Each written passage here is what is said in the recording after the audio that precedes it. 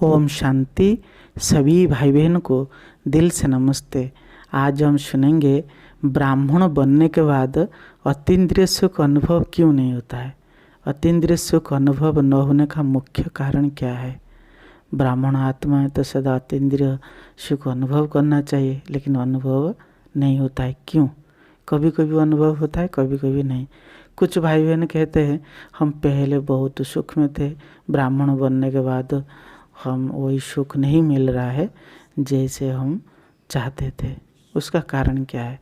बाबा कहते हैं अतीन्द्रिय सुख पूछना है तो गोप गोपियों से पूछो। 21 जन्म जो सुख शांति का गायन है उसमें एक जन्म ब्राह्मण का होता है, बाकी 20 जन्म देवताओं की है। कुल मिलाकर 21 जन्म हो गया। अपने दिल से पूछना चाहिए कि मैं अतीन्द्रिय सुख अनुभव कर रहा हूँ। अगर नहीं तो उसका कारण क्या है, यही आज हम सुनने वाले हैं।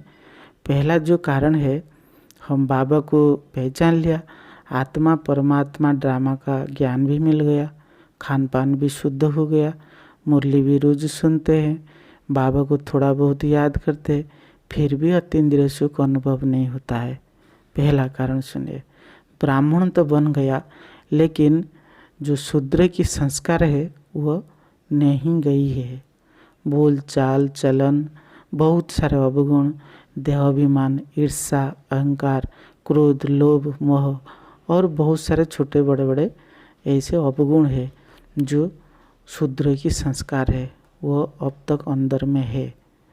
तो फिर हम कैसे अतीन्द्रिय सुख अनुभव करेंगे?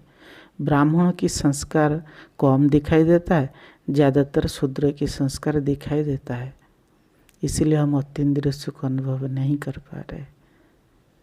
दूसरी बात देखिए, ब्राह्मण आत्मा ही ज्ञानी आत्मा है। ब्राह्मण आत्मा अगर पाप कर्म करता है, बाबा कहते हैं उसका 100 गुना दंड भोगना पड़ेगा। और अज्ञानी को कम दंड मिलता है, लेकिन ज्ञानियों को बाबा कहते हैं 100 गुना दंड भुगतना पड़ता है। अगर ब्राह्मण बनकर एक भी पुण्य कर्म करते हैं, फिर हम 100 गुना पुण्य के खाता में एंट्री होता है, फिर हम सुख शांति अनुभव करते हैं। इसलिए हम ध्यान रखना है, हम ज्ञानी होने के बाद कोई भी पाप कर्म नहीं करना है। हम क्या करते हैं, मनसा वाचा कर्मणा, कभी कभी किसी को दुख दे देता है। अगर दुख देते हैं फिर हम तो दुख भुगतना ही पड़ेगा। इसलिए हम छोटी छोटी हम गलतियां कर देते हैं। कभी कभी बाबा कभी अवज्ञा कर देते हैं, झूठ भी बोल देते हैं और कुछ भी चीज़ें कहाँ से चुरा कर भी ले आते हैं। इस तरह हम छोटे छोटे बड़े हम पाप कर्म कर देते हैं, जिस कारण ये हम अतीन्द्रिय सुख अनुभव नहीं होता है। इसलिए हम ध्यान रखना है, कोई भी पाप कर्म नहीं करना है। तीसरा कारण है, बाबा ने जो पहला वरदान दिया है, पवित्र बनो, योगी बनो, इस वरदान को हम कितना पालन करते हैं। जितना जितना हम पवित्र बनते जाएंगे उतना ही गहरी सुख अनुभव करते जाएंगे। बाबा कहते हैं पवित्रता ही सुख शांति की जननी है, पवित्रता ही ब्राह्मण जीवन का फाउंडेशन है।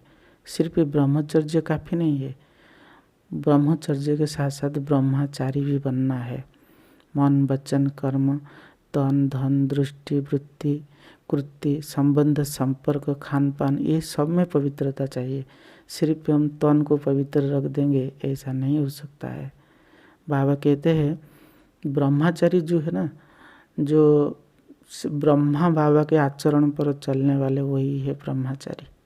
ब्रह्मचारी भी पालन करना है, ब्रह्मचारी के साथ साथ ब्रह्मचारी भी बनना है। बाबा कहते बहुत सारे जो हमारे जैसे बाबा कहते हैं काम जीत सिर्फ नहीं है, कामनाओं की जीतना भी पड़ेगा। बहुत सारे गंदे गंदे जो कामनाएं रखे उसको भी हम त्याग करना पड़ेगा। ब्रह्मा बाबा के जो आचरण पर हमें पूरा कदम पर कदम हम चलना पड़ेगा। फिर बाबा ने कहा है मुझे कम से कम 8 घंटा याद करो। हम कितने घंटे बाबा को याद करते हैं ये भी हम देखना चाहिए। याद में ही सुख शांति शक्ति सब कुछ मिलता है।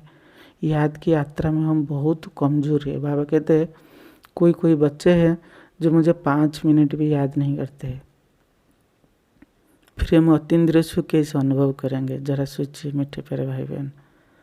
और याद में ही सब कुछ समाया हुआ है और याद से ही हम सुख शांति बहुत सारा अनुभव करते हैं ना।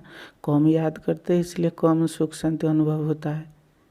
ये तीसरा कारण है। चौथा जो कारण है, 63 जन्मों का जो पापों का बोझा है सिर पर, उसको योग बल से चुक्त कर सकते हैं, नहीं तो भोग बल से चुक्त करना ही पड़ेगा। बाबा कहते हैं 2 उपाय है। जब हम याद कम करते हैं तो फिर हम भोग बल से चुक्त करना पड़ता है, इसलिए हम बहुत दुख अनुभव करते हैं, अतीन्द्रिय सुख अनुभव नहीं होता है, क्योंकि योग की शक्ति कम है। जन्म जन्मांतर का पापों का बोझ है। बाबा कहते हैं तुम अजय मिली हो, इसलिए हम ये भी एक कारण बनता है। जो 5वां कारण है, धन की कमी है। चाहे ज्ञान धन हो चाहे लौकिक धन हो, दोनों धन चाहिए। उसके साथ साथ शरीर को भी हमें स्वस्थ रखना चाहिए। शरीर को स्वस्थ रखेंगे तभी जा कर के बाबा कहते हैं हेल्थ वेल्थ होगा तो हैप्पीनेस ऑटोमेटिकली होगा। ये सब छोटे छोटे कारण है और बहुत सारे हैं। इसको अगर हम ध्यान में रखेंगे, बाबा को याद करेंगे और ब्राह्मण जीवन की जो नियम मर्यादा है उसको हम फॉलो करेंगे, श्रीमत पर चलते रहेंगे, तो हम अतीन्द्रिय सुख अवश्य अनुभव कर पाएंगे। मीठे प्यारे भाई बहन, कभी कभी हम क्या करते हैं, श्रीमत पर तो नहीं चलते लेकिन परमत मन पर ज़्यादा चलते हैं। मनमत सदैव दुख देता है, परमत भी दुख देता है।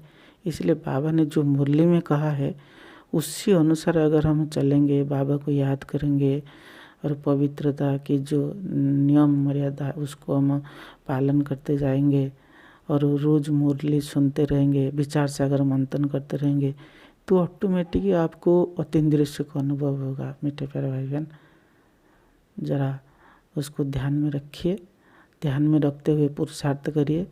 बाबा कहते हैं ये अंत में अनुभव जरूर होगा। अतीन्द्रिय सुख आप अनुभव करेंगे। आपके लिए, हम सब के लिए ये ब्राह्मण जीवन ही बहुत वैल्यूबल है, हमारे ही गायन है। अभी नहीं करेंगे तो फिर हम कब करेंगे? सत्युग में तो करेंगे। बाबा कहते अभी का संस्कार में लेके जाना है, इसे हम ध्यान में रखना है। ओम शांति।